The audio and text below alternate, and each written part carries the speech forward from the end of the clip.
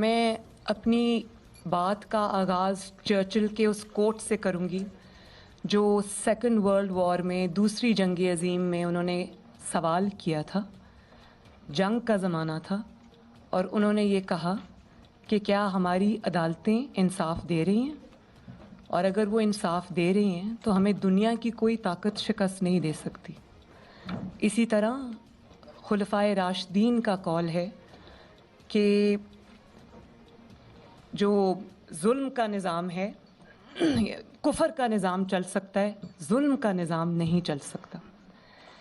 میں جب آج پریس کانفرنس کے لیے، کیونکہ جماعت کی طرف سے میری ذمہ داری تھی پریس کانفرنس کے لیے، تو میں آج جب پریس کانفرنس کے لیے آ رہی تھی تو مجھے بہت سارے میرے ہمدردوں نے یہ کہا کہ آپ کا جو اسلام آباد ہائی کورٹ میں جو پاناما کی اپیل ہے وہ سنی جا رہی ہے اور وہ فائنل سٹیجز میں ہے، تو آپ یہ پریس کانفرنس نہ کریں کیونکہ اس کا جو افیکٹ ہے یا امپیکٹ ہے وہ آپ کی اپیل پر آئے گا اور آپ کو شاید وہ ڈسکوالیفائی کر دیں.